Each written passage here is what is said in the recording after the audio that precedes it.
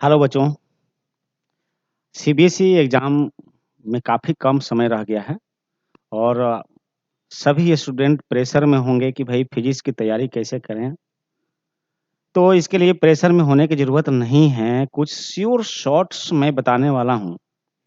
इसको की तैयारी कीजिए, अभी 17-18 दिन एग्ज़ाम में बाकी है, 16-17 दिन अभी बाकी है, 16-17 दिन में आप लोग बहुत अच्छी तरह से सीबीएसई एग्ज़ाम का प्रिपरेशन कर सकते हैं, कोर्स को रिवाइज़ कर सकते हैं। कहाँ-कहाँ बढ़िया से पढ़िए।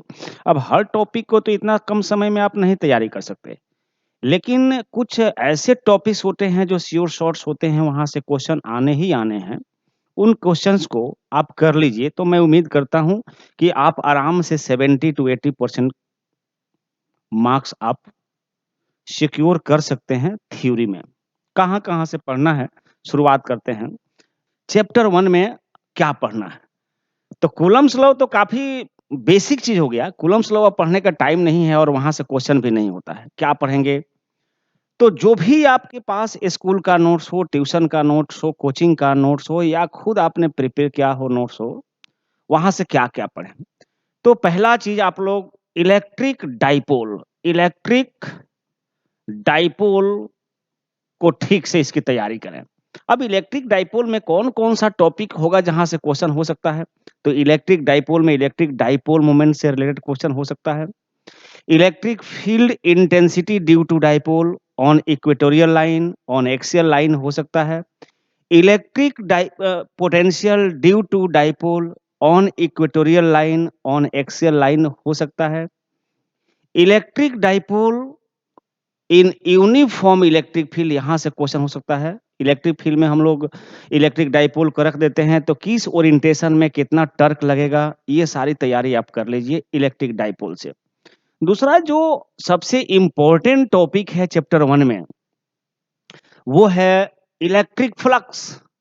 इलेक्ट्रिक फ्लक्स एक इम्पोर्टेंट टॉपिक है, जहाँ से आपको क्वेश्चन आता है। अब इलेक्ट्रिक फ्लक्स तो बेसिक हो गया, वहाँ में डेप्थ में एक तो चीज़ था Gauss law and its application. Gauss law and its application. तो इलेक्ट्रिक फ्लक्स से जो रिलेटेड टॉपिक है गॉस लॉ, उस गॉस लॉज एंड उसका एप्लीकेशन को ठीक से पढ़ लीजिए। मेरे ख्याल से यहां से 3 मार्क्स का क्वेश्चन आप आराम से अटेम्प्ट कर पाएंगे बिना किसी परेशानी का। उसके बाद आता है chapter 2 electric potential and potential energy और कैपेसिटेंस वाली चैप्टर। उसमें इलेक्ट्रिक पोटेंशियल को थोड़ा डेप्थ में पढ़ लीजिए। इक्विपोटेंशियल सरफेस, इक्विपोटेंशियल सरफेस, अब वहां थोड़ा सा डेप्थनेस होने की जरूरत है। इक्विपोटेंशियल सरफेस, इक्विपोटेंशियल सरफेस का डेफिनेशन पढ़ने के साथ-साथ थोड़ा वहां डेप्थनेस देने की जरूरत होगी। इक्विपोटेंशियल सरफेस किसे बोलते हैं ये जानिए। इक्विपोटेंशियल सरफेस है तो सरफेस और फील्ड के बीच में क्या रिलेशन है? तो electric field is always perpendicular to equipotential surface, ये जानना है हमें। अगर इक्विपोटेंशियल सरफेस है मतलब हर पॉइंट पर पोटेंशियल सेम ही होगा, मतलब दो पॉइंट के बीच का पोटेंशियल डिफरेंस जीरो होगा। पोटेंशियल डिफरेंस जीरो होगा मतलब वर्क डन भी जीरो होगा। ये सारी चीजें थोड़ा डेप्थ देकर वहां पढ़ लीजिएगा, वहां से क्वेश्चन बनते हैं। उसके बाद जो दूसरा इम्पोर्टेंट टॉपिक होता है चैप्टर 2 में, वो है capacitance, parallel plate capacitor. Parallel plate capacitor का कैपेसिटेंस निकालने वाला जो डेरिवेशन है, उसको आप लोग बार-बार कर लीजिएगा। Parallel plate capacitor with dielectric, इसको भी आप लोग कर लीजिएगा।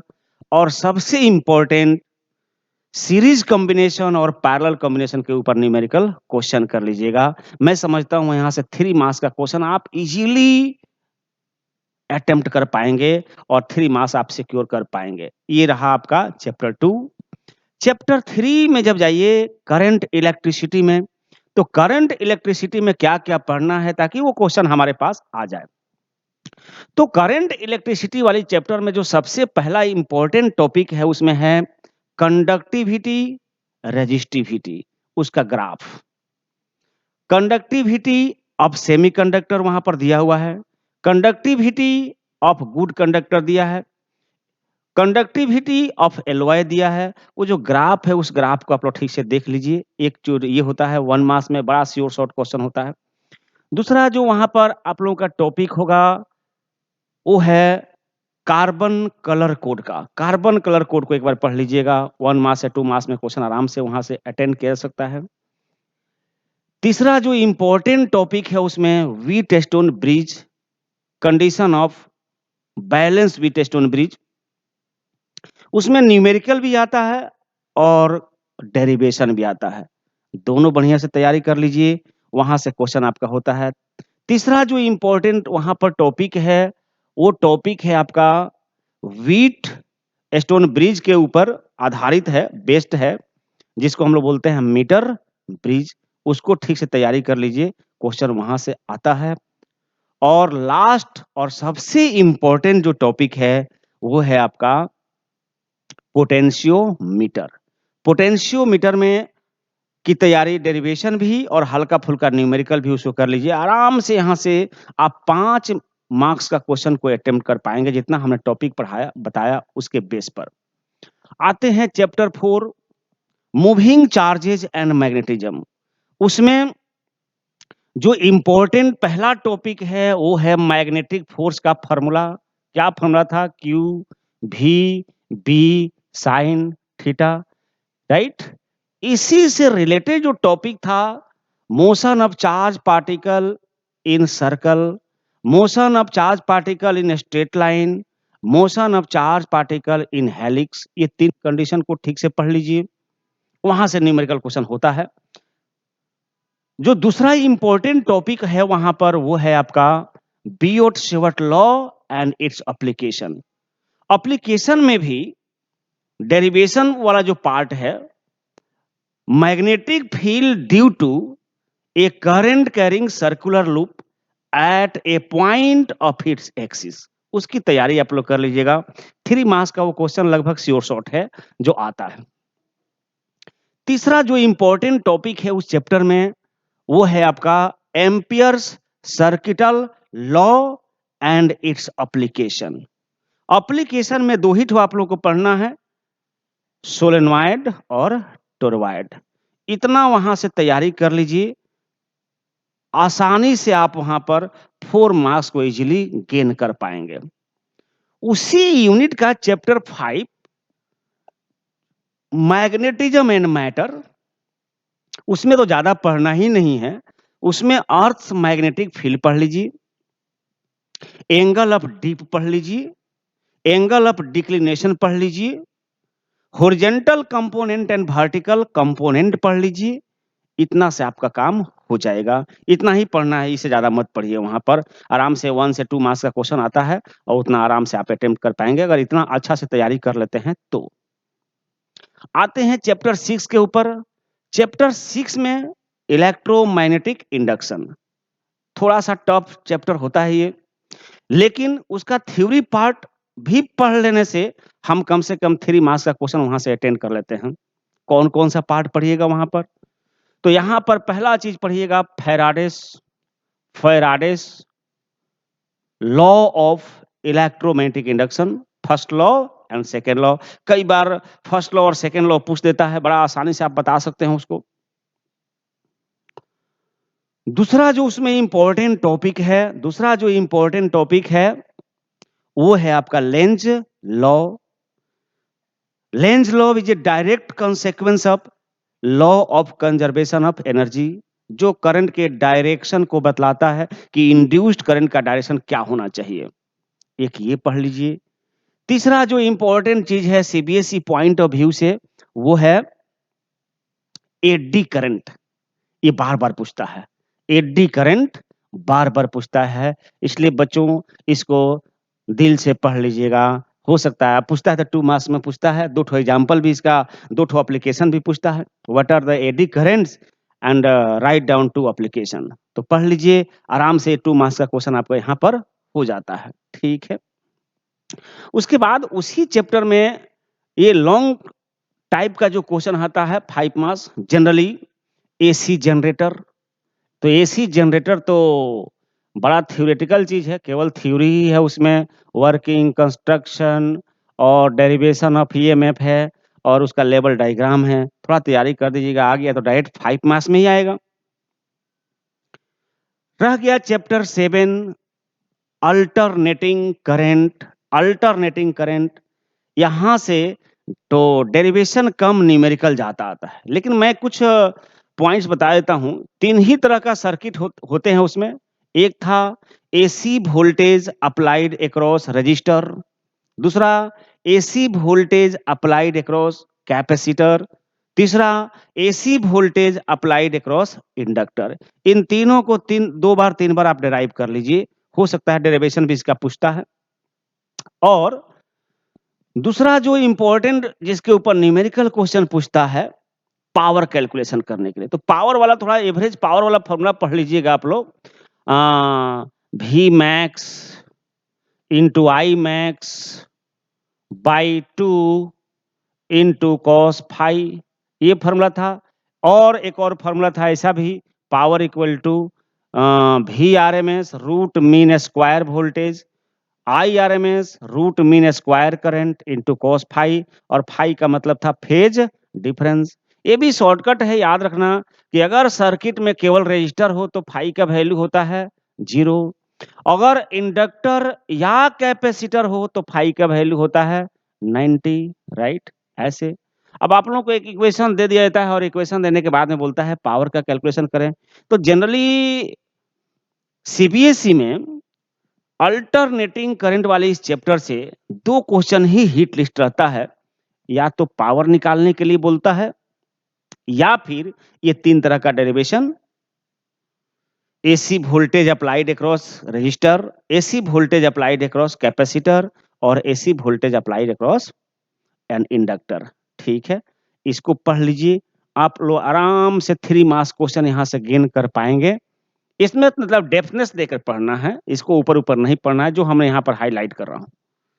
लास्ट चैप्टर फर्स्ट वॉल्यूम का जो लास्ट चैप्टर है, चैप्टर 8 इलेक्ट्रोमैग्नेटिक वेव्स, ये आप लोगों को पता ही होगा कि भाई ओनली 3 मार्क्स का है और ये 3 मार्क्स के लिए ज्यादा कुछ पढ़ने की जरूरत नहीं है।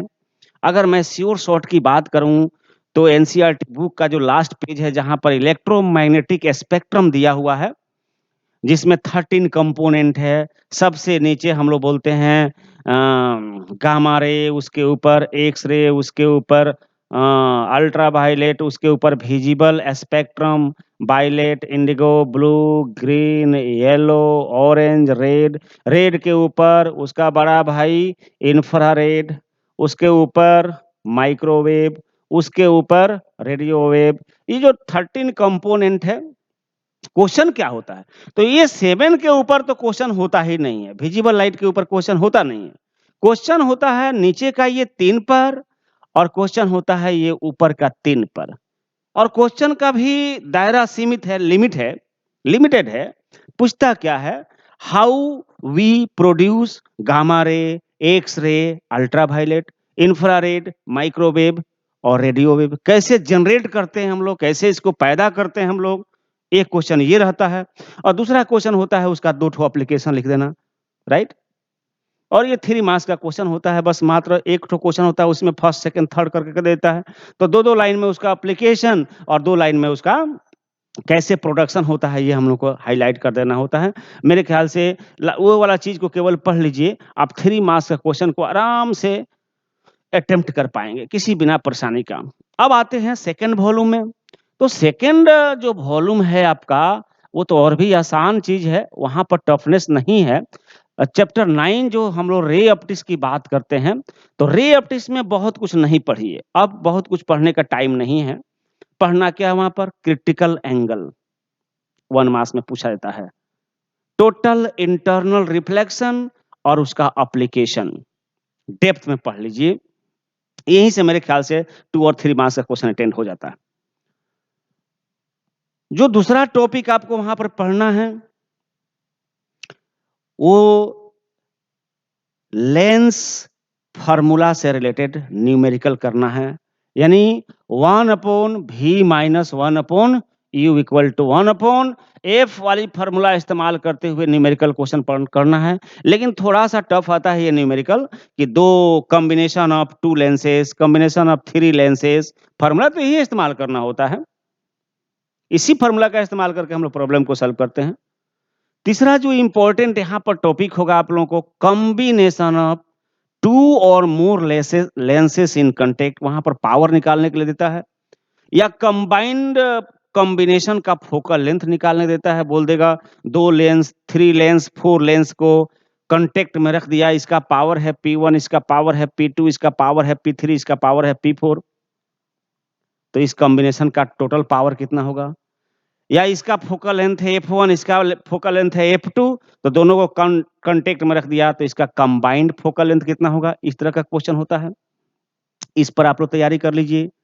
चौथा जो उसमें इम्पोर्टेंट टॉपिक है, वो है रिफ्रैक्शन बाय प्रिज्म। अब इसको जब टॉपिक को आप लोग तैयारी कीजिए, तो डेप्थनेस के साथ कीजिए।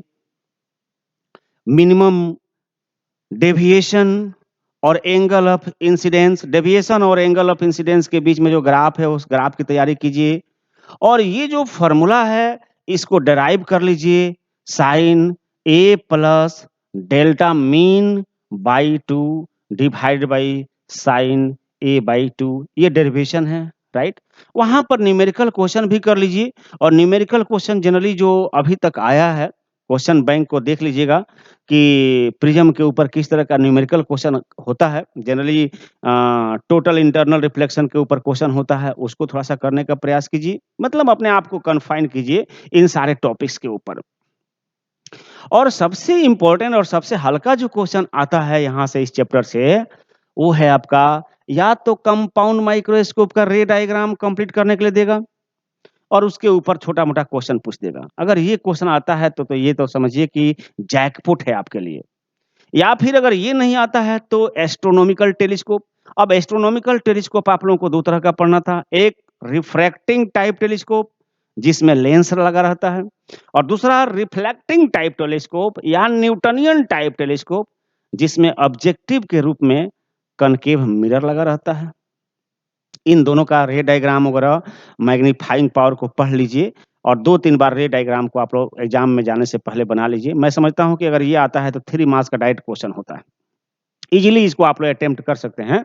अपने आप को इसी पर कन्फाइन कीजिए। उसके बाद आते हैं चैप्टर 10, जिसका नाम है वेव ऑप्टिक्स। यहाँ पर ज़्यादा कुछ मत पढ़िए, हाइगेन्स प्रिंसिपल पढ़ लीजिए, लॉ ऑफ रिफ्लेक्शन और law of refraction on the basis of Huygens principle पढ़ लीजिए। अगर डेरिवेशन आता है तो 3 मार्क्स तो यहीं से निकल जाता है। अगर ये नहीं आता है, तो दूसरा जो श्योर शॉट आप लोगों का टॉपिक है, यंग्स डबल स्लिट एक्सपेरिमेंट। अब यहाँ पर बच्चों ध्यान दीजिए कि डेरिवेशन पढ़ने की जरूरत नहीं है। इसमें जो भी पोजीशन ऑफ फ्रिंजेस है, position of dark fringe, position of bright fringe, fringe width, केवल उसका फॉर्मूला याद रखिए और उस पर 2 साल, 3 साल, 4 साल का आया हुआ क्वेश्चन को सॉल्व कर लीजिए। इस पर न्यूमेरिकल क्वेश्चन ही पूछा जाता है, डेरिवेशन इस पर जनरली नहीं पूछा जाता है। आप आराम से इस क्वेश्चन को कर पाओगे। आराम से यहाँ से आप 4 मार्क्स का क्वेश्चन को इजीली निकाल सकते हैं। तो ये एक क्वेश्चन करना आपके लिए आसान होगा कि बस 2 टॉपिक को दिमाग में यहाँ रखिए, बाकी को फिलहाल मत देखिए। अगर पहले से पढ़े हैं, तैयारी है तो अच्छी बात है, और नहीं है तो एटलीस्ट इसको कीजिए। उसके बाद जो चैप्टर है आपका 11, dual nature of matter and radiation, वहाँ क्या-क्या तैयारी कर दीजिए। Threshold frequency definition, threshold wavelength उसका डेफिनिशन, वर्क फंक्शन उसका डेरिवेशन, और सबसे इम्पोर्टेंट जो है वो है आइंस्टीन इक्वेशन। आइंस्टीन इक्वेशन क्या था? तो निकलने वाला इलेक्ट्रॉन का मैक्सिमम काइनेटिक एनर्जी कितना होता है? H new minus what? Omega. और उससे जो रिलेटेड 3 ठो ग्राफ था, effect of frequency on photo current, effect of intensity on photo current, उसके ऊपर न्यूमेरिकल आप लोग तैयारी कर लीजिए। 2-3 साल का क्वेश्चन देख लीजिए। ये ऐसे भी चैप्टर 4 मार्क्स का ही है। तो एक तो ये वाला, इसके ऊपर अच्छा तरह से डेप्थ के साथ स्टडी कर लीजिए, इसका ग्राफ भी प्लॉट कर लीजिए। 2-3 न्यूमेरिकल क्वेश्चन कर लीजिए। मैं समझता हूँ कि क्वेश्चन नहीं छूटता है। हर साल सीबीएसई का हिट लिस्ट में ये क्वेश्चन ही रहता है। इसके आधार पर मैक्सिमम चीज़ों को जवाब दिया जा सकता है। बस इसमें 2 घंटा 3 घंटा आप एक साथ जब बैठिए करने के लिए, तो इसी पर 2-3 घंटा मेहनत कर लीजिए। मेहनत करना मतलब क्वेश्चन सॉल्व कर लीजिए। आराम से आप लोग 3-4 मार्क्स का क्वेश्चन यहाँ से अटेंड कर पाएँगे। उसके बाद आता है चैप्टर 12 एटम। अब ये एटम तो आपने बचपन से केमिस्ट्री में भी सीखा है, इसलिए काफ़ी ज़्यादा तकलीफ यहाँ पर नहीं होती है। और फिजिक्स में जो क्वेश्चन जनरली यहाँ पर पूछता है, वो हाइड्रोजन स्पेक्ट्रम के ऊपर, लाइमन, बाल्मर, पाश्चिन सीरीज के ऊपर क्वेश्चन होता है, या फिर हाइड्रोजन हाइड्रोजन एटम के ऊपर क्वेश्चन होता है। और हाइड्रोजन एटम पर भी क्या क्वेश्चन होगा, उसका क्वांटम स्टेट के ऊपर क्वेश्चन होगा, एनर्जी लेवल के ऊपर क्वेश्चन होगा कि ग्राउंड स्टेट में एटम है तो उसमें काइनेटिक एनर्जी कितना होगा, पोटेंशियल एनर्जी कितना होगा, टोटल एनर्जी कितना होगा, रेडियस कितना होगा। फर्स्ट एक्साइटेड स्टेट में है, मतलब सेकेंड ऑर्बिट में है, तो उसमें काइनेटिक कितना होगा, पोटेंशियल कितना होगा, टोटल एनर्जी कितना होगा, या उसका ऑर्बिट का रेडियस कितना होगा। इस तरह का सवाल वहां पर पूछा जाता है। तो उन चीजों पर आप लोग फोकस रखिए, पूरा को मत पढ़ने का प्रयास कीजिए, केवल बस इतना पर फोकस रखिए। उसके बाद चैप्टर 13 जो है, जिसको आप लोग बोलते हैं न्यूक्लियस, वहां पर क्या चीज की तैयारी करनी है, तो यहां पर तैयारी करनी है आपको binding energy per nucleon, nuclear force, उसका फीचर। जनरली न्यूक्लियर फोर्स का फीचर पूछता है कि न्यूक्लियर फोर्स भाई का 2 फीचर बताइए। तो सब लोग जानता है, it is the strongest force in nature, it is attractive in nature. इस तरह का बस 2-3 ठो आप उसका फीचर को याद कर लीजिए। इस तरह का काम वहां पर आपको करेगा। बाइंडिंग एनर्जी और binding energy per nucleon versus mass number का ग्राफ, उसको कर लीजिए। ये 3 टॉपिक का तैयारी कर लीजिए। और एक ठो चीज था आप लोगों का, जिसको हम लोग बोलते थे E equal to M into C square. इसके ऊपर 2-4 ठो प्रॉब्लम आप लोग सॉल्व कर लीजिए। Mass energy equivalence, mass energy equivalence के ऊपर कुछ प्रॉब्लम्स को आप लोग सॉल्व कर लीजिए। क्वेश्चन छूटता नहीं है, यहाँ से इजीली प्रॉब्लम आपका सॉल्व हो जाता है। लास्ट चैप्टर जिसको हम लोग बोलते हैं सेमी कंडक्टर एंड डिवाइसेस। ये तो बड़ा ही आसान चैप्टर है और क्वेश्चन भी अच्छा, मार्क्स भी अच्छा खासा है इसमें, 7 मार्क्स। यहाँ पर आप लोग पढ़िए तो energy band diagram for intrinsic semiconductor, मतलब प्योर सेमीकंडक्टर का, सिलिकॉन और जर्मेनियम का energy band diagram, P type N type का energy band diagram. P type के ऊपर अच्छा तरह से कमांड होना चाहिए, कैसा डोपिंग होता है, नंबर ऑफ होल ज्यादा होता है कि नंबर ऑफ इलेक्ट्रॉन ज्यादा होता है। उसके बाद पीएन जंक्शन या जंक्शन डायोड, उसका forward bias, reverse bias. Forward bias में thickness of depletion layer decrease हो जाता है, पोटेंशियल बैरियर डिक्रीज होता है, रेजिस्टिविटी बहुत कम हो जाती है। रिवर्स बायस में करंट बहुत कम होता है, रेजिस्टिविटी बहुत हाई होती है, डिप्लेशन लेयर का थिकनेस ज्यादा होता है, पोटेंशियल बैरियर ज्यादा होता है। ये सारी चीजें वहां पर थोड़ा सा डेप्थ में सीख लीजिए। उसके बाद आता है डिफरेंट टाइप्स ऑफ डायोड्स। अब डिफरेंट टाइप्स डायोड में भी ज्यादा नहीं पढ़ना है इस साल का सिलेबस में। एलईडी पढ़ना है, लाइट इमिटिंग डायोड। बस वहां थोड़ा सा ठीक से सीख लीजिए कि हाईली डोप क्यों बनाया जाता है, इसको हाईली डोपिंग क्यों होता है, थोड़ा पढ़ लीजिए उसको। इसको फॉरवर्ड बायस में जोड़ना है कि रिवर्स बायस में जोड़ना है ताकि वहां से लाइट निकले। दूसरा आता है आपको फोटो डायोड। अब फोटो डायोड का डोपिंग कैसा होना चाहिए, मतलब हाईली डोप होना चाहिए, मॉडरेटली डोप होना चाहिए, लाइटली डोप होना चाहिए। इसको फॉरवर्ड बायस में जोड़ना चाहिए कि रिवर्स बायस में जोड़ना चाहिए। ये सारी चीजें वहां पर थोड़ा डेप्थ में पढ़ लीजिए। और एक चीज था वहां पर rectifier, half wave rectifier, full wave rectifier, उसका डायग्राम। तो ये चैप्टर मैं मानता हूं कि सबसे आसान है, तो ज्यादा इसमें पढ़ना ही नहीं है। एनर्जी बैंड डायग्राम पढ़ लीजिए, एक टॉपिक एनर्जी बैंड डायग्राम। दूसरा टॉपिक उसमें आपका पी टाइप एन टाइप। तीसरा टॉपिक उसमें पीएन जंक्शन। और चौथा टॉपिक जो है आपका रेक्टिफायर, रेक्टिफायर पढ़ लीजिए। और पांचवा टॉपिक जो है वो LED and what, photo diode पढ़ लीजिए। आराम से यहाँ से 7 मार्क्स है ना, कम से कम 5 मार्क्स तो आराम से स्कोर किया जा सकता है। तो प्रेशर कुकर में पकने से अच्छा है कि चूंकि फिजिक्स का जिस दिन एग्जाम आप लिखेंगे 3 आवर्स तो आपको बैठना है, तो आज से 3 आवर्स फिजिक्स की तैयारी आप लोग शुरू कर दीजिए। और मैं मानता हूं अभी 18 डेज है एग्जाम में।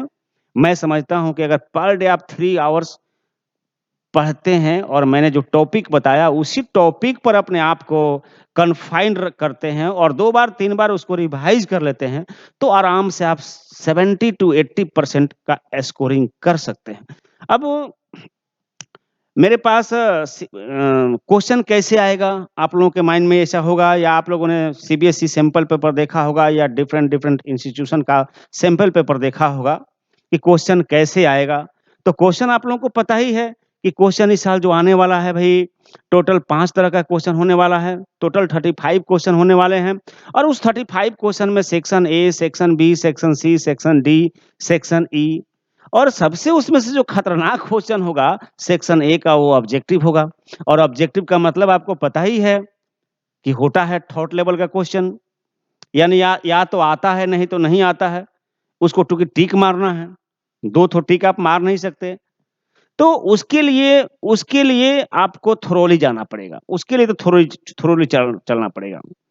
हाँ, ये section B, section C, section D, section E वाले जो क्वेश्चन होते हैं, वहां पर तो दाएं-बाएं लिखा जा सकता है, जो हमने टॉपिक को बताया। आइए देखते हैं सेक्शन ए में किस तरह का क्वेश्चन होता है, टफनेस का लेवल क्या होता है। बिल्कुल टफ नहीं होता है, बस थ्योरेटिकल अप्रोच का ही क्वेश्चन होता है। देखिए किस तरह का क्वेश्चन आता है। अब देखिए कितना आसान क्वेश्चन है।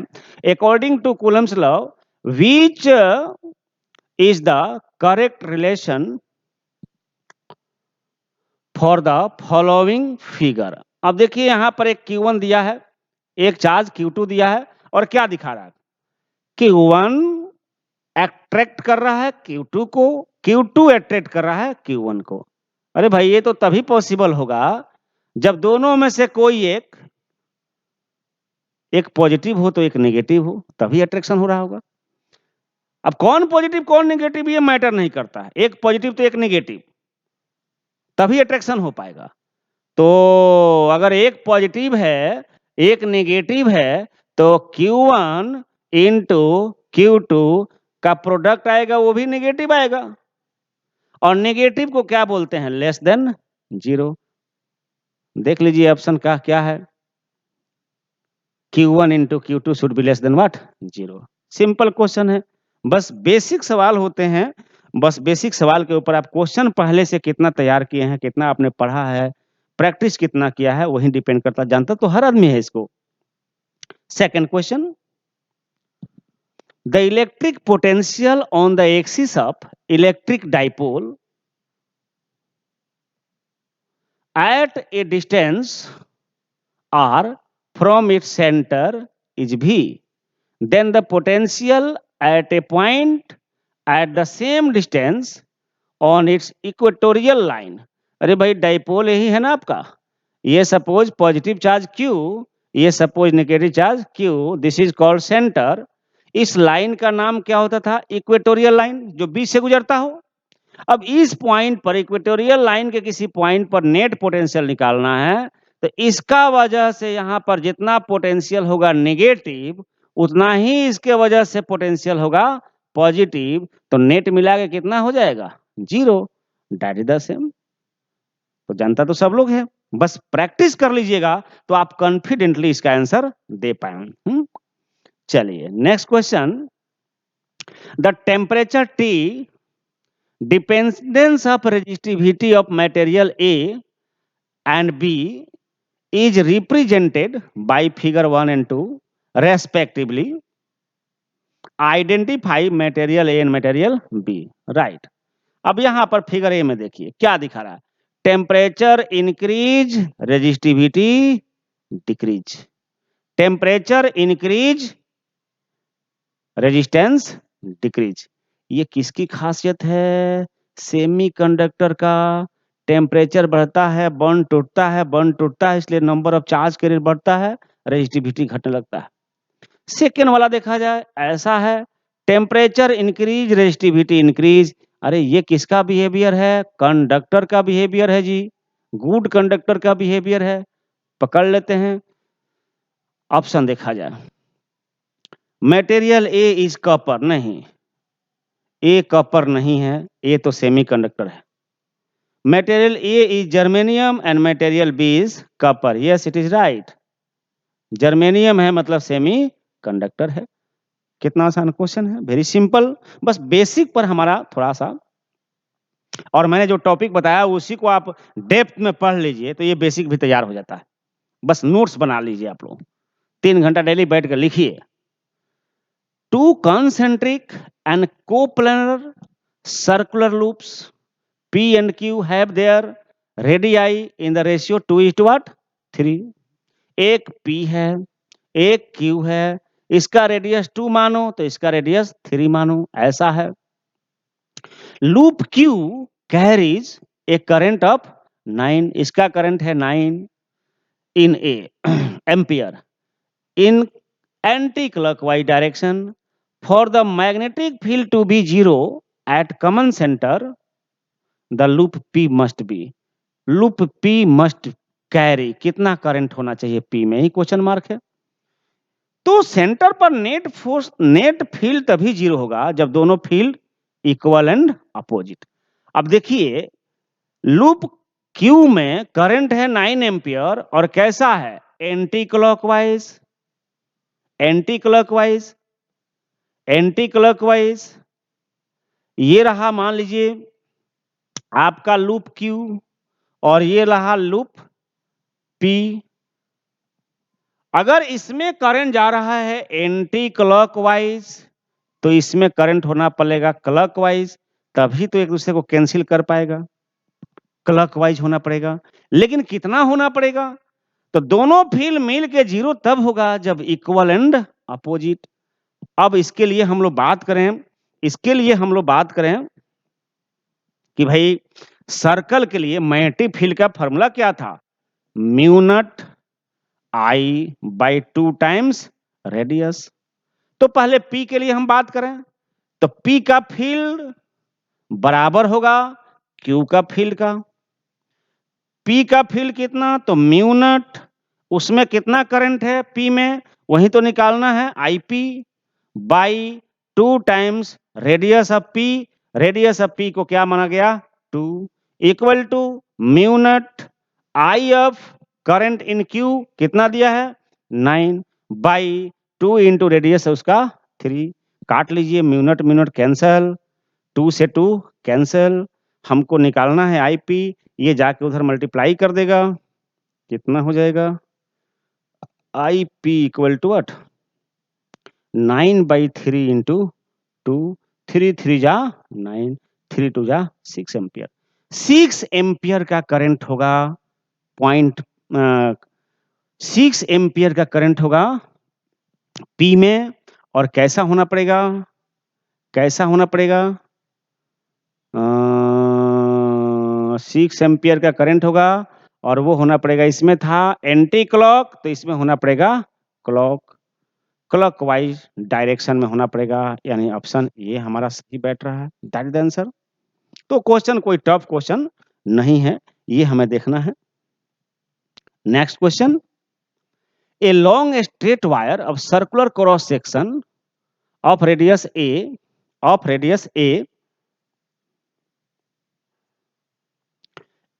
carries a steady current I. The current is uniformly distributed across its cross section.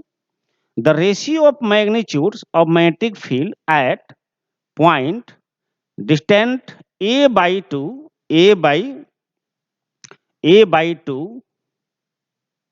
above the surface of wire to that at a point distance a by 2 below the surface. अब ये देखिए amperes का circuital law में जो cylindrical conductor होते हैं उसमें बाहर के किसी पॉइंट पर, ये सेंटर हो गया, तो बाहर के किसी पॉइंट पर मैग्नेटिक फील्ड का फॉर्मूला क्या होता है? तो बाहर के पॉइंट पर मैग्नेटिक फील्ड का फॉर्मूला होता है BO mu naught by 2 pi I by what R, यही फॉर्मूला है। तो कितना दूर पर इसका रेडियस दिया है, कितना कंडक्टर का रेडियस दिया है A, और सरफेस से कितना दूर पर फील्ड पूछा है तो A बाई 2। तो R का वैल्यू कितना हो जाएगा? A plus A by 2 put कर दीजिए यहाँ पर, mu naught by 2 pi I by, और ये पूरा डिस्टेंस कितना हो जाएगा? तो A है, A बाई 2 है, तो ये पूरा distance A plus A by 2 मतलब 3A बाई 2, जैसे R की जगह 3A बाई 2 चला गया ऊपर। बाहर की पॉइंट पर इतना फील होगा। अब सवाल है कि सरफेस से A बाई 2 डिस्टेंस नीचे वाला पॉइंट पर, तो ये पूरा डिस्टेंस कितना है? A, तो A बाई नीचे तो सेंटर से कितना दूर पर होगा? R equal to A by 2 again होगा। इनसाइड द सरफेस के लिए फील्ड का फॉर्मूला होता है mu naught by 2 pi I by R, sorry I by A square. A मतलब इस कंडक्टर का रेडियस इनटू स्मॉल r, ये इनसाइड के लिए फॉर्मूला है। अब यहां पुट कीजिए mu naught by 2 pi I by A square, और R के जगह कितना? A बाई 2 पुट कर दीजिए। ये और ये एक कैंसिल हो जाएगा, आपके पास आ गया mu naught by 2 pi into I by 2 times A।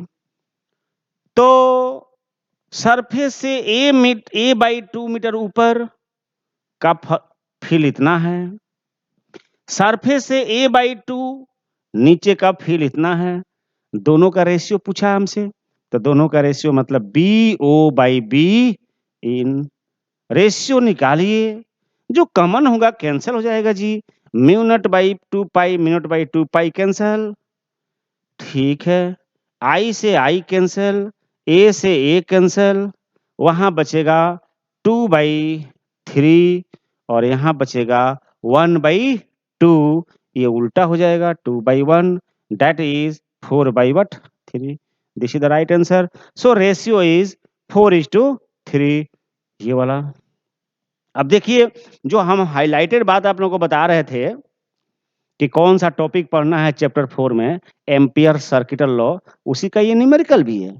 तो जब आप वहां पर थ्योरी को डेप्थ में 2 बार 3 बार लिख डालिएगा, तो ये तो फॉर्मूला आपके दिमाग में रहेगा कि सिलिंड्रिकल कंडक्टर का सरफेस से ऊपर के लिए ये चलता है फॉर्मूला और अंदर के लिए ये चलता है फॉर्मूला, तब वहीं से ये भी तैयार हो जाता है। Next question, if the magnetising field on a ferromagnetic material is increased, magnetising field मतलब जिस फील्ड ने उसको मैग्नेटाइज किया, इट्स परमिएबिलिटी, भाई मैग्नेटिक परमिएबिलिटी किसी मटेरियल का अपना इंटरनल बिहेवियर होता है, वो ना बढ़ेगा ना वो घटेगा, ये हमारा आंसर होगा। Next, an iron core is connected in an iron core coil is connected, मतलब इसके अंदर आयरन रखा हुआ है, in series with an electric bulb, ये बल्ब है, with an AC source as shown in the figure, when iron piece is taken out the coil, the brightness of coil। अब रुक जाइए, यहां AC दिया है, करंट जाएगा तब ये ब्राइट करेगा, इसमें करंट आएगा ज्यादा तो ब्राइट करेगा ज्यादा, करंट आएगा कम ब्राइटनेस हो जाएगा कम। अब बोला क्या है कि इसमें एक आयरन कोर रखा हुआ, मतलब आयरन का रड रखा हुआ, इसको निकाल लेना, राइट। तो अल्टरनेटिंग करंट वाली चैप्टर में हम लोग पढ़े हैं, इसका नाम है इंडक्टर। इंडक्टर का जो रेजिस्टेंस होता है, जिसको हम लोग बोलते हैं इंडक्टिव रिएक्टेंस, उसका फॉर्मूला होता है एल इंटू ओमेगा। ओमेगा तो जनरेटर का स्पीड हो गया, बट एल का नाम था कोफिशिएंट ऑफ सेल्फ इंडक्टेंस, और self inductance L directly proportional होता है strength of magnetic field. Strength of magnetic field obvious है कि इसके अंदर अगर आयरन रखा हुआ है तो फील्ड ज्यादा होगा, और फील्ड ज्यादा होगा, अगर फील्ड ज्यादा होगा तो एल का वैल्यू भी ज्यादा होगा, और एल का वैल्यू ज्यादा होगा तो एक्सेल भी ज्यादा होगा, और एक्सेल ज्यादा होगा तो करंट कम जाएगा। तो क्या बोला, आयरन को निकाल दिया जाए, तब तो यहाँ फील्ड का स्ट्रेंथ कम हो जाएगा, फील्ड कम हो गया तो इंडक्टेंस कम हो जाएगा, इंडक्टेंस कम हो गया तो रिएक्टेंस कम हो जाएगा, और रिएक्टेंस कम हो गया तो करंट ज्यादा हो जाएगा, ब्राइटनेस बढ़ जाएगा ना। ठीक है, सो ब्राइटनेस विल इंक्रीज। आसान क्वेश्चन था। आयरन को निकाल देने से इंडक्टेंस कम हो जाएगा, और इंडक्टेंस कम हो जाएगा तो रेजिस्टेंस भी कम हो जाएगा, रेजिस्टेंस कम हो जाएगा करंट ज्यादा जाएगा, करंट ज्यादा जाएगा तो ब्राइटनेस बढ़ जाएगा, सिंपल है। Which of the following statement is not true about the property of electromagnetic wave? These waves do not require any material medium for their propagation. ये तो ठीक है, लेकिन नॉट ट्रू चाहिए ना, नॉट ट्रू, ये तो ट्रू हो गया। Both electric field and magnetic field vectors attain the maxima and minima at the same time, ये भी ठीक है। The energy in electromagnetic wave is divided equally between electric and magnetic field, ये भी ठीक है। तो सब ठीक है, तो ये जरूर गलत होगा, और क्या। Both electric field and magnetic field vectors are parallel to, नहीं, यही गलत है, पैरेलल नहीं होता है, परपेंडिकुलर होता है, सो इट इज रॉन्ग, और रॉन्ग वाला ही आंसर चाहिए ना हमको, सो ऑप्शन 4 इज करेक्ट। आराम से बन गया। अब आइए, ए रेक्टेंगुलर स्क्वायर,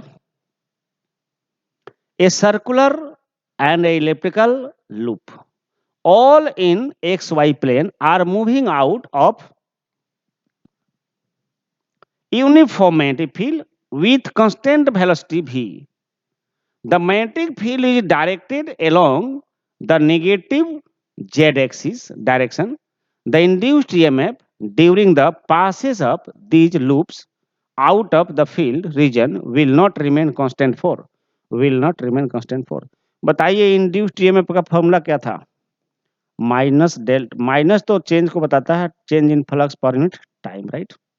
और फ्लक्स का फॉर्मूला क्या था? Field into area. फ्लक्स का फॉर्मूला था फील्ड इनटू एरिया, यही था ना। अब सर्कल है भाई तो ऐसा होगा, स्क्वायर है ऐसा होगा, और इलिप्स है तो ऐसा होगा। सब फील्ड से जा रहे हैं। अगर ये फील्ड से बाहर जा रहा है और स्पीड यूनिफॉर्म है तो बराबर बराबर समय में बराबर बराबर एरिया निकलेगा, यानी rate of change of flux इसके लिए कांस्टेंट रहेगा, राइट। बट ये भी अगर कांस्टेंट स्पीड से जा रहा है तो पहला 1 सेकेंड में अगर इतना निकलेगा, इतना ही एरिया बाहर निकल पाया, तो अगला 1 सेकेंड में उतना ही डिस्टेंस ट्रैवल करेगा, लेकिन एरिया तो ज्यादा हो जाएगा ना। सो यहाँ पर एरिया आपको बराबर बराबर समय में बराबर बराबर एरिया पार नहीं होगा, सो यहाँ ईएमएफ कांस्टेंट नहीं रहेगा, नॉट कांस्टेंट।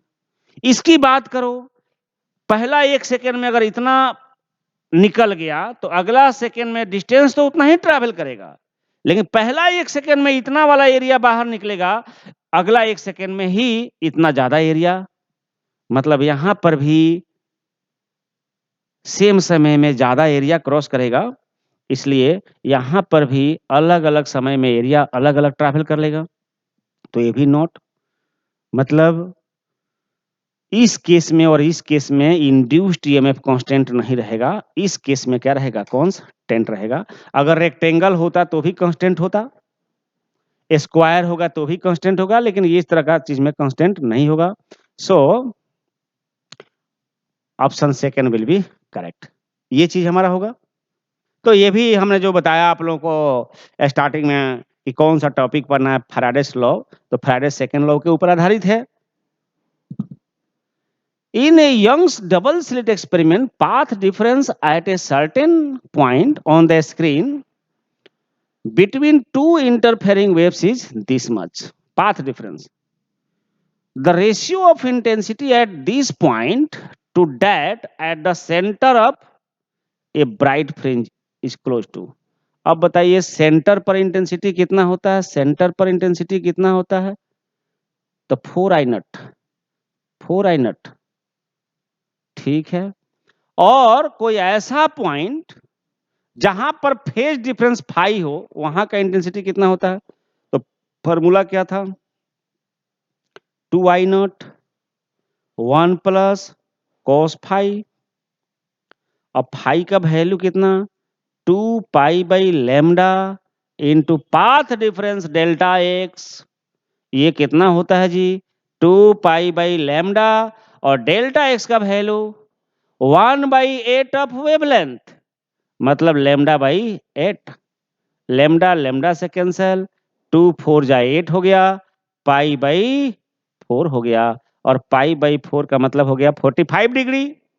सो ये वैल्यू आता है 2 I नॉट 1 प्लस cos 45 का वैल्यू 1/√2, इसको डिवाइड करें तो लगभग 0.7 के आसपास जाएगा, इसे मान लेते हैं, तो ये हो गया 0.7 अप्रोक्सीमेटली मान लेते हैं हम इसको। अब ये हो गया 1.7 इंटू 2 3.4 I नॉट।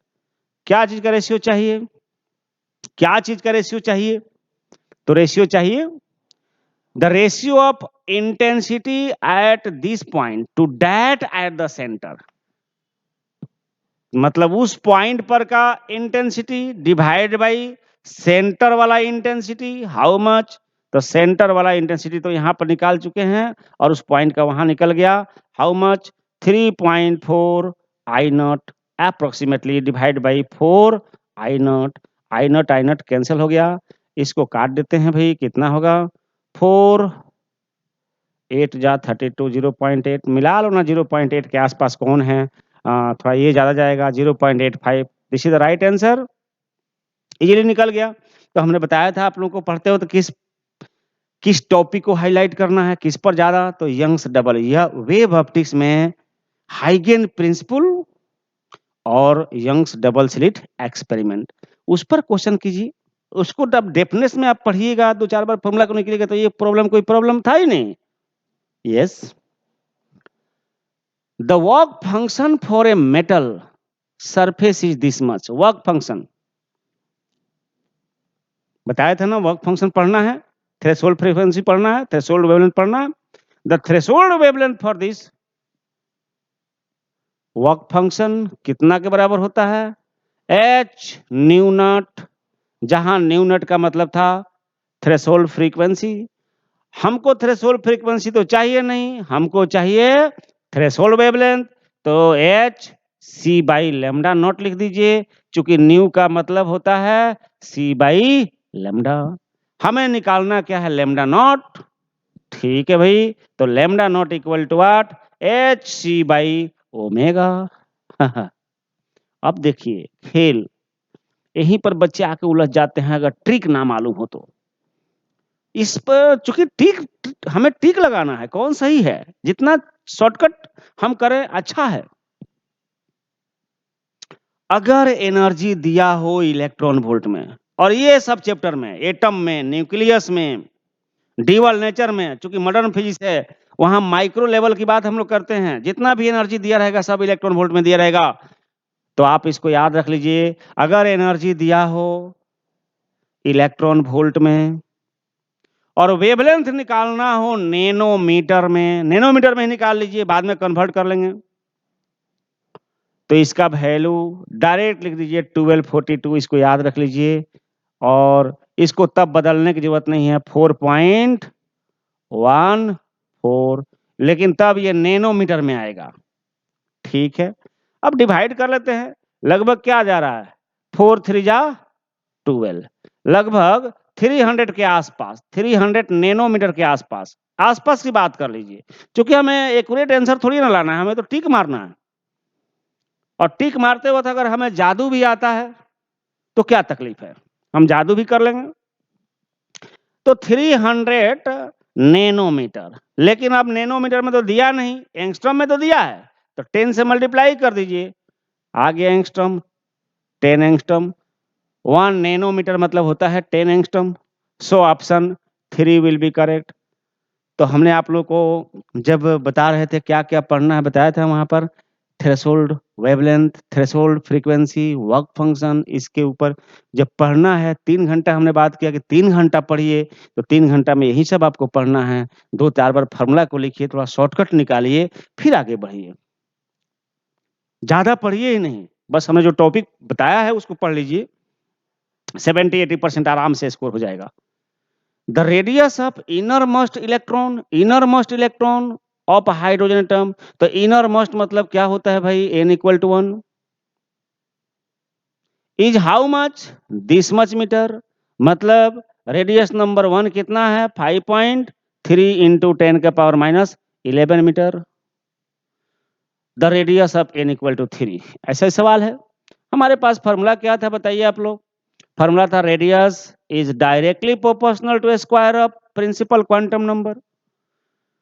तो रेडियस n 1 से बढ़ के 3 हो गया, n से बढ़ के 3 हो गया, तो रेडियस r3 कितना हो जाएगा, तो n का जगह 3 पुट कीजिए, 3 का square 9 times this one, 5.3 into 10 के पावर -11, डायरेक्टली प्रोपोर्शनल कर लीजिए। 9 3 जा 27, 9 5 जा 45 और 2 47 इंटू 10 का पावर -11, मिला लीजिए कौन सा आंसर है, 477। डेसिमल यहाँ आएगा तो आ जाएगा तब 4.77, 10 का पावर इधर 10 टाइम्स घटा दिया तो उधर प्लस कर दीजिए, -10 हो गया, और क्या। So answer 4 is correct. यही हमने बोला था कि इधर रेडियस के ऊपर क्वेश्चन होगा, नहीं तो एनर्जी के ऊपर क्वेश्चन होगा। बस थोड़ा शॉर्टकट वाला प्रॉब्लम को सॉल्व कीजिए, आराम से प्रॉब्लम सॉल्व हो जाएगा। Which are the following statement about nuclear force is not, अभी बताया था न्यूक्लियर वाले चैप्टर में क्या पढ़ना है, न्यूक्लियर फोर्स, देखिए आ गया। The nuclear force between two nucleons falls rapidly to zero as their distance is more than few femtometre. क्या ये सही है, देखते हैं। The nuclear force is much weaker than the Coulombian force, नहीं, गलत है। The force is attractive for distance larger than this, क्या ये सही है। And repulsive if they are separated by a distance less than this. The nuclear force between neutron neutron proton neutron and proton proton is approximately same. Yes, it is true है। nuclear force between neutron neutron proton neutron proton proton is approximately same. Yes, it is right. Yes, it is right. Nuclear force neutron neutron के बीच में भी होता है, neutron proton के बीच में भी होता है, प्रोटॉन प्रोटॉन के बीच में होता है। उसका चार्ज से लेना देना नहीं है, उसका मास से लेना देना नहीं है, वो एक अलग तरह का ही फोर्स है। सो 4 इज करेक्ट।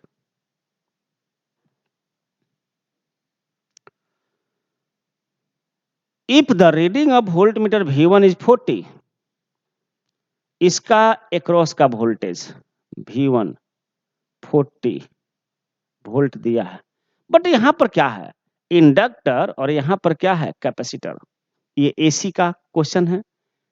हम लोग जानते हैं इंडक्टर और कैपेसिटर आउट ऑफ फेज होते हैं, out of phase. So capacitor, अगर कैपेसिटर के लिए वोल्टेज हो कितना, Vc, इसका वोल्टेज हो कितना, VL, तो हम लोग जानते हैं V रिजल्टेंट जो वोल्टेज होता है VL माइनस वाट Vc। 40 दिया है, मतलब ये हो गया। पूछा क्या है, V2 का वैल्यू, फार्मूला क्या है, यहाँ पर रूट मीन स्क्वायर वोल्टेज दिया है, V मैक्स का वैल्यू दिया हुआ है यहाँ पर 50√3। आइए देखते हैं V मैक्स, VRMS निकालेंगे इसका। तो V मैक्स जो दिया है, how much, 50√3। 2. So what is the value of V?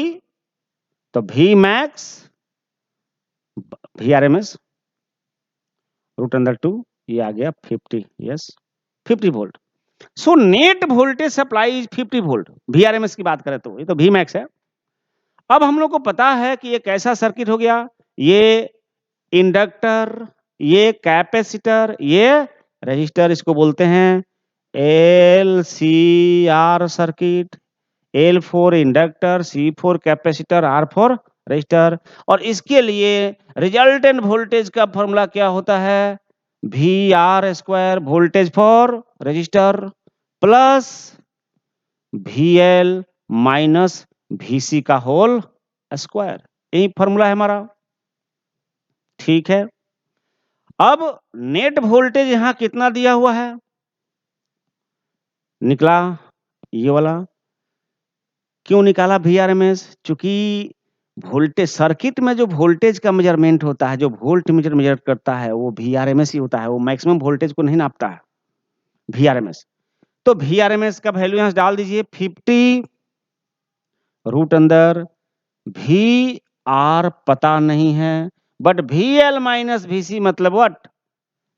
Voltage across inductor and capacitor. ये दिया हुआ है 40. डाल दीजिए यहां पर 40 का स्क्वायर. दोनों तरफ स्क्वायरिंग कर दो. 50 का स्क्वायर 2500. उधर हो गया VR² प्लस 1600. ट्रांसफर कीजिए इधर, आके हो जाएगा 900 equal to VR². So VR equal to what? 30 volt होगा. 30 वोल्ट होगा. 30 वोल्ट होगा. और VR मतलब इसका वाला वोल्टेज मतलब V2 का वैल्यू निकल गया 30 वोल्ट. सिंपली फॉर्मूला से आ गया. तो जो रिजल्टेंट फार्मूला हमारा निकालने का फार्मूला होता है, ये वाला फार्मूला होता है, वहां से निकल गया. ये भी क्वेश्चन कोई टफ नहीं है, बस एक दो बार डेराइवेशन आप लोग कीजिएगा तो वो दिमाग में रहेगा. अब आइए यहां पर देखते हैं. The electric potential V as function of x मतलब यहाँ डिस्टेंस या डिस्प्लेसमेंट दिया होगा, शोन इन द फिगर. अब देखिए यहां पर क्या हो रहा है. x increase V increase. इसका मतलब ये हुआ कि फील्ड का अपोजिट डायरेक्शन में डिस्प्लेसमेंट हो रहा होगा. फील्ड का अपोजिट डायरेक्शन में डिस्प्लेसमेंट हो रहा होगा. इसका मतलब होगा कि x और E का डायरेक्शन अपोजिट होगा. तो x तो पॉजिटिव दिखाया है, तो x पॉजिटिव दिखाया है मतलब E क्या होना चाहिए? नेगेटिव होना चाहिए. पहले ये दिमाग में लाइए. देखिए तो कौन सा फिगर है जहां x पॉजिटिव है और E नेगेटिव है? मुझे ये दिख रहा है. ऐसा तो होगा नहीं क्योंकि ये डायरेक्ट ऐसा जा रहा है. और V का फॉर्मूला क्या होता है? E into what? X. तो डायरेक्टली प्रोपोर्शनल ग्राफ. तो E ऐसा है, इसका मतलब E का वैल्यू कांस्टेंट होगा. तो E का वैल्यू कांस्टेंट ये तो नहीं हो सकता, ये तो बढ़ता हुआ दिखाया है. E का वैल्यू कांस्टेंट यहाँ पर तो है लेकिन पॉजिटिव दिखाया है, जबकि नेगेटिव होना चाहिए. यहाँ भी पॉजिटिव दिखाया है, नहीं होना चाहिए. इसका मतलब गारंटी है कि ये होगा. आप चलिए, ये थोड़ा खतरनाक टाइप का क्वेश्चन होता है, ध्यान से पढ़ना होता है इसको. Assertion and reason. ठीक है, देखते हैं. इस तरह का क्वेश्चन होगा. एजर्शन क्या है इसमें? The electrical conductivity of A semiconductor increases on doping. Yes it is right. Doping करने से बढ़ता है, ये राइट है. इसलिए तो डोपिंग किया जाता है ताकि उसका कंडक्टिविटी बढ़ जाए. Doping always increases the number of electron. नहीं, ये गलत है भाई. डोपिंग अगर हम पेंटावैलेंट करते हैं तो नंबर ऑफ इलेक्ट्रॉन बढ़ता है, और ट्राईवैलेंट करते हैं तब तो नंबर ऑफ होल ना बढ़ता है. इसलिए ये गलत है. So assertion is correct, reason is wrong. कौन सा होगा? Both A and R. नहीं, ये नहीं होगा. Both A and R are true. ये भी नहीं होगा. A is true but R is false. So option C. तो यहां पर आप लोगों को लिखना होगा आंसर देकर ऑप्शन सी इज करेक्ट. तो रीजन और एजर्शन के क्वेश्चन को पढ़ते हुए थोड़ा सा ध्यान रखना पड़ता है, और कुछ नहीं. ये दूसरा क्वेश्चन रीजन और एजर्शन का. 2 स्टेटमेंट्स आर गिवन, ठीक है, वैसे ही होगा। आते हैं डायरेक्ट एजर्शन पर। In an interference pattern observed in Young's double slit experiment, if the separation D between coherent sources as well as the distance D of the screen from coherent sources both are reduced to 1/3, क्या बोला? Capital D और small दोनों को 1/3 कर दिया, same ratio से change कर दिया। Then the new fringe width. अच्छा, तो फ्रिंज विड्थ की फॉर्मूला ही क्या है? D lambda by D. अब बोलो, इसको भी कर दो 1/3, इसको भी वह कर दो 1/3, दोनों को सेम रेशियो से चेंज कर दिया, तब तो बीटा क्या रह जाएगा? कांस्टेंट ही तो रह जाएगा ना, हो तो गया। ठीक है, पहले तो हम लोग ये कंक्लूजन तो बोल रहा है कि फ्रिंज विड्थ रिमेन्स सेम, ये बात तो सही है, क्योंकि सेम रेशियो से इसको चेंज किया जाए तो ये तो कट के सेम ही रह जाएगा। Fringe width is proportional to D by D, proportional to D by D, D by D, ठीक है। डी बाई डी नहीं, inversely proportional to D by D होना चाहिए, राइट? सो ये गलत है, सो ये गलत है, डी बाई डी नहीं करके हमको इसे कहना चाहिए। तो रीजन इसे डाल सकते हैं, ऑप्शन सी इज करेक्ट। निकल गया। नेक्स्ट क्वेश्चन फिर देखते हैं। The photo electrons produced by monochromatic light, monochromatic light है मतलब फ्रीक्वेंसी सेम है, फ्रीक्वेंसी का वेरिएशन नहीं होगा उस लाइट में, सभी फोटोन का फ्रीक्वेंसी सेम होगा। Incident on a metal surface have a spread of kinetic energy, yes. Photo electric effect में क्या होता है? तो जब एक पार्टिकुलर फ्रीक्वेंसी का, थ्रेशोल्ड फ्रीक्वेंसी से ज्यादा फ्रीक्वेंसी का लाइट गिरता है तो उसमें तरह तरह के काइनेटिक एनर्जी वाले इलेक्ट्रॉन निकलते हैं। कारण कि कुछ ऐसे इलेक्ट्रॉन होते हैं जो एटम से टकराते हुए निकलते हैं, उनका स्पीड तो कम हो जाएगी, और कुछ ऐसे इलेक्ट्रॉन होते हैं जो सरफेस से निकलते हैं, उनका काइनेटिक एनर्जी ज्यादा, क्योंकि वो टकराए नहीं। देखते हैं। ऑन ए मेटल सरफेस, ये तो सही है। Reason, the energy of electrons emitted from inside metal surface is lost in collision with the other atoms in the metal, yes it is right. जब अंदर से जो इलेक्ट्रॉन निकल रहे होंगे वो बहुत सारे एटम से टकराते हुए निकलेंगे, इसलिए उनका एनर्जी तो लॉस हो जाएगा, इसलिए उनके पास एनर्जी कम होगा। लेकिन ऐसे कुछ इलेक्ट्रॉन्स हैं जो सरफेस से निकलेंगे तो वो तो एटम से टकराएंगे नहीं, उनका एनर्जी ज्यादा होगा। So it is right. तो हम लोग कह सकते हैं दोनों सही है और ये सही एक्सप्लेनेशन है। So both A and R are true and R is the correct explanation of what? A. So option कौन सा मारिएगा? Option A is correct. Option A को डाल दीजिए, वहां पर लिख दीजिए, हो गया। उसके बाद electromagnetic waves with wavelength, lambda 1 is suitable for radar system used in aircraft। ये आप लोगों को बताया अभी कि इलेक्ट्रोमैग्नेटिक वेव में क्या इंपॉर्टेंट है, इलेक्ट्रोमैग्नेटिक स्पेक्ट्रम किसका क्या यूज है। वो कंपोनेंट ऑफ इलेक्ट्रोमैग्नेटिक वेव जिसको रडार सिस्टम में इस्तेमाल होता है, कौन सा है वो? कौन सा है वो? माइक्रो वेव और रेडियो वेव का भी इस्तेमाल होता है। नाम रख दिया। लैम्डा 1 कौन सा है? तो माइक्रोवेव या रेडियो वेव, हो गया। दोनों को लिख दीजिए, कोई बात नहीं। Lambda 2 is used to kill germs in water purifier. आप लोगों ने वाटर प्यूरिफायर केंट आरओ पर देखा होगा, लिखा रहता है यूवी ट्रीटेड, मतलब वाटर ट्रीटमेंट करने के लिए, बैक्टीरिया को मारने के लिए कौन सा कंपोनेंट का इस्तेमाल किया जाता है? कौन सा? Ultraviolet. Ultraviolet, ultraviolet kills, ultraviolet rays kills the bacteria in water purifier, right? तो उसका नाम देना है आप लोग को। आइडेंटिफाई एंड नेम, मतलब पहचानो और नाम दो। Lambda 3 is used to improve visibility in runway during fog and mist. Fog और मिस्ट में रनवे के ऊपर विजिबिलिटी लाने के लिए, मतलब दिखाई पड़ने के लिए किसका इस्तेमाल होता है? वो है आपका इंफ्रारेड। इंफ्रारेड का इस्तेमाल होता है बच्चा लोग। ये चीज ही तो हमने पढ़ने के लिए सजेस्ट किया था। बस एक एक बार एप्लीकेशन पढ़ लीजिए, ये यही तरह का 3 मार्क्स का क्वेश्चन आ सकता है। ठीक है, इस तरह से हमने इसको पहचान लिया। ठीक है, आगे चलिए। Next, a uniformity field gets modified as shown in the figure when two specimen A and B are placed in it. ये मैग्नेटिक फील्ड रिपेल हो गया। रिपेल हो गया मतलब ये मैटर क्या होना चाहिए? डायामैग्नेटिक होना चाहिए, डायामैग्नेटिक मटेरियल।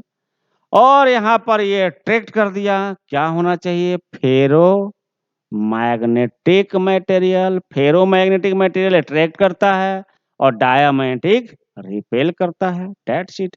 तो identify the specimen A and B. तो A is diamagnetic, B is ferromagnetic. और क्या है? How is the magnetic susceptibility of a specimen A different from that of B? इसका ससेप्टिबिलिटी स्मॉल होगा and negative होगा, small but negative. और इसका susceptibility positive and high होगा। That's it. ज्यादा मैग्नेटाइज होता है ये हमारा हो गया simply. What is the nuclear radius of ferrous 125 if that of this is this much? ये न्यूक्लियस वाली चैप्टर का क्वेश्चन है। हम लोग जानते हैं radius is directly proportional to cube root of mass number, right? तब तो इसका मतलब हुआ radius of ferrous by radius of aluminium equal होगा mass number of ferrous by mass number of aluminium का होल पावर 1/3। अब यहां देखा जाए रेडियस ऑफ फेरस तो पता नहीं, लेकिन रेडियस ऑफ एल्यूमिनियम तो दिया है 3.6 एंगस्ट्रॉम। उस फर्मी, तो फर्मी में ही उसको भी निकाल लेंगे और क्या। इक्वल टू इसका मास नंबर 125 और इसका मास नंबर दिया है 27 का होल पावर 1/3 डाल दीजिए। अब उसको सिंप्लीफाई करते हैं। Radius of ferrous equal to ये 3.6 जाके मल्टीप्लाई करेगा 3.6 और 125 का क्यूब रूट होता है 5 और 27 का क्यूब रूट होता है 3। 3 से काटिए, 3 1 जा 3, 3 2 जा 6, 12 5 जा 60 पॉइंट यहाँ आ गया, मतलब 6 फर्मी हो गया। फर्मी में निकल गया। This is the answer. Very simple. या उसी के ऊपर ये दिया हुआ था the short wavelength limit for the Lyman series. Lyman series मतलब क्या था? जहां से भी आओ फर्स्ट ऑर्बिट में आओ। लेकिन शॉर्ट वेवलेंथ लिमिट बोला है, तो शॉर्ट वेवलेंथ लिमिट मतलब सबसे छोटा वेवलेंथ। तो सबसे छोटा वेवलेंथ कब होगा? जब इन्फिनिटी से 1 में गिरेगा। Of hydrogen spectrum is this much. ठीक है, ये शॉर्ट सबसे छोटा वेवलेंथ होता है हाइड्रोजन में, इससे छोटा नहीं होता है, वो भी लाइमन सीरीज के लिए। Calculate short wavelength for the Balmer series of spectrum. इसका फॉर्मूलेशन आराम से आप लोग ऐसे कर सकते हैं। आप लोग ऐसे लिखिएगा, फॉर्मूला क्या था? 1/λ equal to R into 1/NF final 1/NI initial का स्क्वायर। ऐसे फॉर्मूला था हमारा। जब हम लोग बात करते हैं फॉर लाइमेन, तो लाइमेन के लिए क्या था भाई? तो लाइमेन की बात करो, लेकिन लाइमेन का कौन सा? शॉर्टेस्ट। तो शॉर्टेस्ट तब ना होगा जब डिफरेंस सबसे ज्यादा होगा। इसके लिए फाइनल तो फिक्स है कि 1 में ही आना है, जहां से भी आओ 1 में ही आओ। इनिशियल ni इन्फिनिटी से आना पड़ेगा, क्योंकि इन्फिनिटी से जब 1 में आएगा तो डिफरेंस सबसे ज्यादा होगा, डिफरेंस सबसे ज्यादा होगा तो वेवलेंथ सबसे कम होगा। ठीक है, यहां से आप 1 बाई लेमडा ऑफ लाइमेन सबसे छोटा वाला निकाल रहे हैं, कितना, तो आर एन एफ की जगह 1 में से 1 गया, 1 बाई इन्फिनिटी, ये हो गया R. So lambda of Lyman equal to 1 by what, R. ऐसे निकाल लिया पहले, और यहाँ पर लेमडा ऑफ लाइमन दिया हुआ है 913, बाद में हम उसको पुट कर लेंगे। ठीक है, इसको इक्वेशन 1 बोल दिया। अब उसी को आगे बढ़ाते हुए हम बोलेंगे फॉर, किसके लिए, calculate the short wavelength limit for the Balmer. तो बाल्मर के लिए क्या था, कहीं से भी आओ फाइनली 2 में आ जाओ। तो बाल्मर की अगर हम बात करें फॉर बाल्मर, तो लिखेंगे 1 by lambda B for Balmer equal to R, और कहीं से भी आओ फाइनल तो 2 में ही आना है, तो 2 का square.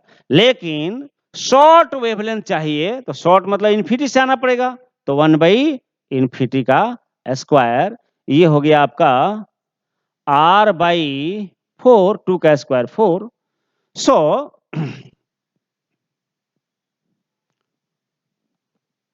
So lambda of Balmer will be equal to 4 by what, r। ये हमारा निकला। अब इसी का वैल्यू निकालना है हमें। अब इसका वैल्यू निकालने के लिए हमें क्या चाहिए, तो r का वैल्यू चाहिए, r यहां से निकलेगा, इसको ऐसे तोड़ दीजिए, 4 into 1 by R, 4 into 1 by R का वैल्यू यहां दिया है लेमडा एल 4, और लेमडा एल का वैल्यू यहां पर ऑलरेडी दिया हुआ था, लेमडा एल का वैल्यू ऑलरेडी गिवन है 913.4 एंगस्ट्रम।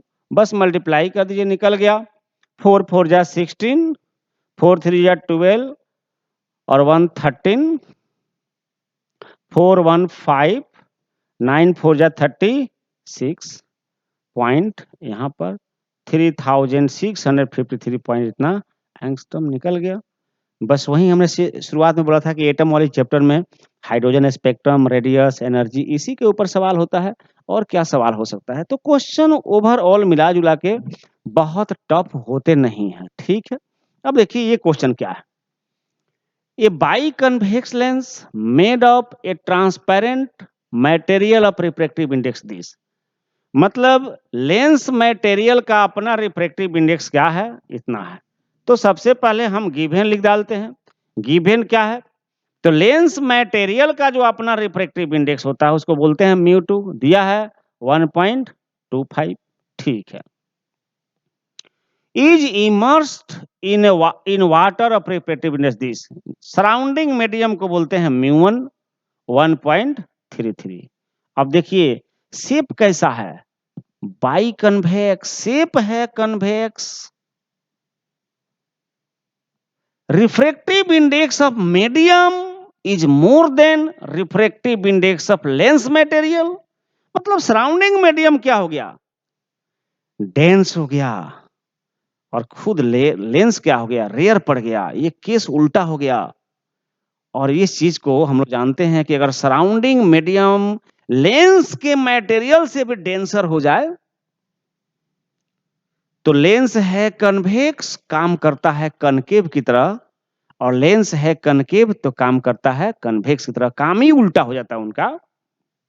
सिचुएशन ऐसे ही यहां दिख रहा है, will the lens behave as a converging और डाइवर्जिंग लेंस, कैसा काम करेगा, तो डाइवर्जिंग की तरह ही काम करेगा, क्योंकि तो ऐसे बोलेंगे since μ2 is less than μ2 is less than μ1, so this lens will behave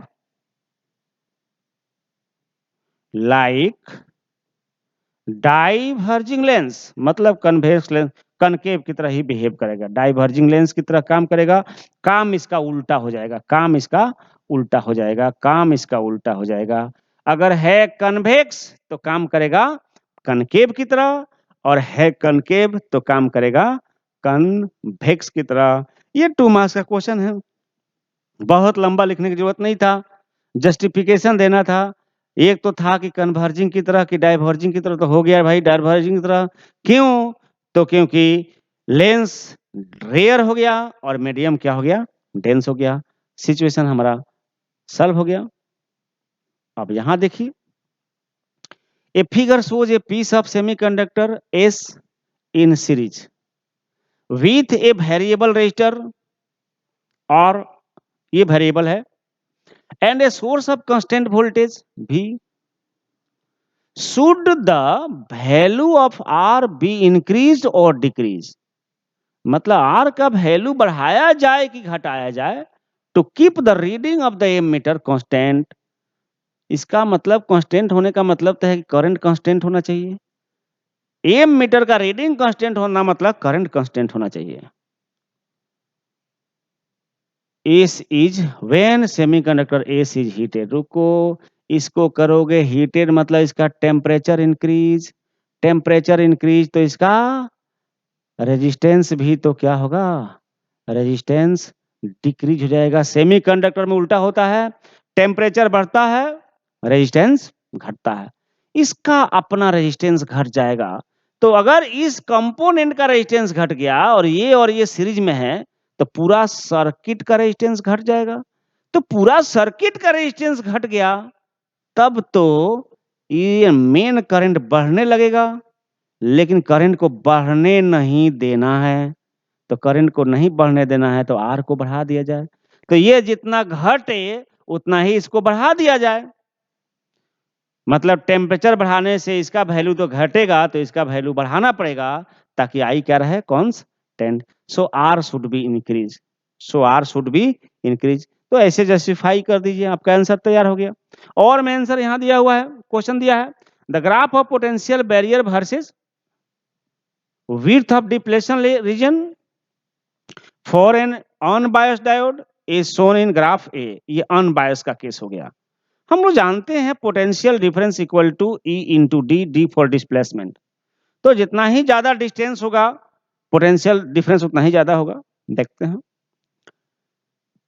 in comparison to A, graphs B and graph C are obtained after biasing the diode in different ways. Identify the type of biasing in B and C and justify your answer। अब देखिए हम लोग क्या जानते हैं, forward bias के case में, forward bias के केस में डी का वैल्यू घट जाता है, थिकनेस कम हो जाता है। तो डी जब घटेगा तो भी तो घटेगा, क्योंकि डायरेक्टली प्रोपोर्शनल है। तो अगर ऑन बायस था तो इतना था, अगर फॉरवर्ड कर देंगे तो डी घट जाएगा, तो भी का वैल्यू तो अनबायस वाला से कम हो जाना चाहिए। देखते हैं, यस, इसके कंपेयर में यहां कम हो गया, मतलब ये है फॉरवर्ड बायस, फॉरवर्ड बायस। दूसरा, अगर डी बढ़ जाएगा तो भी बढ़ जाएगा। हम लोग जानते हैं रिवर्स बायस के केस में डी बढ़ जाता है। अगर डी बढ़ गया तो भी बढ़ जाएगा। देखिए यहां भी बढ़ा हुआ दिखाया गया है, ज्यादा भी, इसके कंपेयर में भी का वैल्यू ज्यादा दिखाया गया है, मतलब ये डी बढ़ गया होगा। डी बढ़ गया होगा मतलब ये रिवर्स बायस है। पहचान में आ गया। तो ऐसे रीजन दे दीजिएगा आप लोग कि since V equal to E to D, if D increases that means reverse bias, if V decreases that means forward bias. Easily ये क्वेश्चन हो गया, 2 मार्क्स का क्वेश्चन। 2 का मार्क्स का क्वेश्चन में ज्यादा कुछ लिखने की जरूरत नहीं होती है, ठीक है।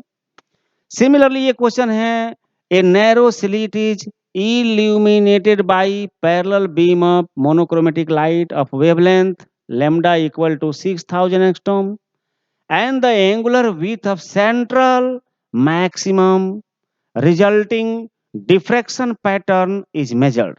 Central maximum को when the slit is next illuminated by light of wavelength lambda, the angular width decreases by 30%.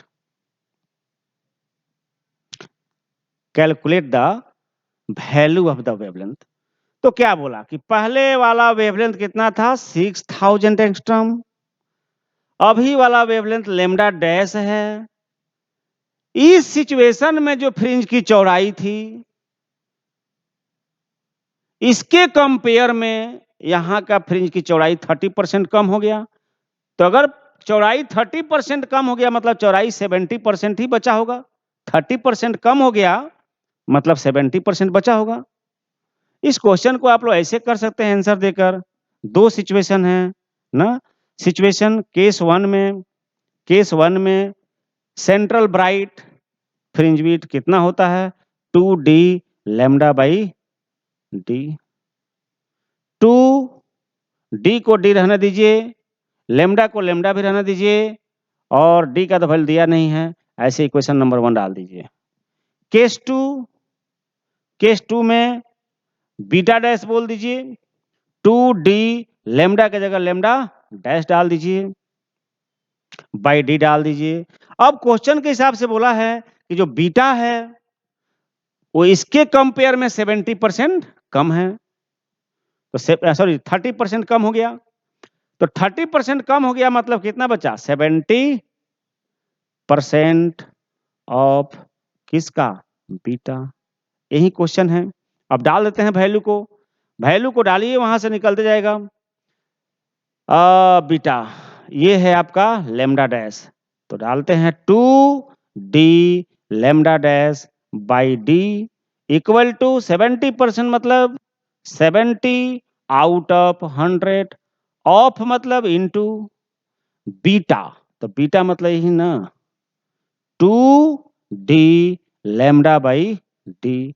जो करता है काटिए, d is cancel by D, lambda is d is cancel by D, 2 is cancel by 2। देखिए बचता क्या है 0 is cancel by 0। सो हमारा final जो answer आ रहा है वो इधर क्या बच गया लैम्डा डैश, बाकी सब तो कैंसिल हो गया। राइट हैंड साइड में 7/10 into lambda, yes.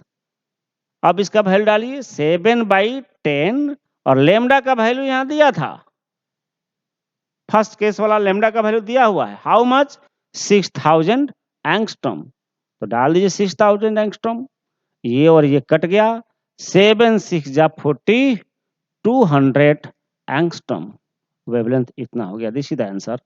Simple question, बस फार्मूला बेस्ड क्वेश्चन है, फार्मूला को ट्राई कर लीजिए, आराम से प्रॉब्लम सॉल्व हो जाता है। सो मैंने ये दिखाया कि हम स्टार्टिंग में जो हमने कहा था किस किस टॉपिक को आप लोग डेप्थली पकड़िए, और जिस टॉपिक को पकड़िए ये नहीं कि ऊपर ऊपर पढ़ के भाग जाइए, नहीं, उसके ऊपर 2 घंटा 3 घंटा मेहनत कीजिए, वहां से हर चीज को निकालिए, अपने तरीके से लिखिए। जैसे एग्जाम में लिखने की आप कोशिश करेंगे वैसे ही अभी से लिखने की कोशिश कीजिए। हमने जो टाइप टॉपिक को हाईलाइट किया उसी को कीजिए, उसी के ऊपर आपका 1 मार्क्स का भी क्वेश्चन बन जाएगा, उसी से 2 मार्क्स का भी क्वेश्चन बन जाएगा, उसी से 3 मार्क्स का भी क्वेश्चन बन जाएगा, और लॉन्ग टाइप वाला क्वेश्चन भी उसी पर तैयार हो जाएगा। ठीक है, चलिए आज इतना ही रहने देते हैं, फिर कभी देखेंगे।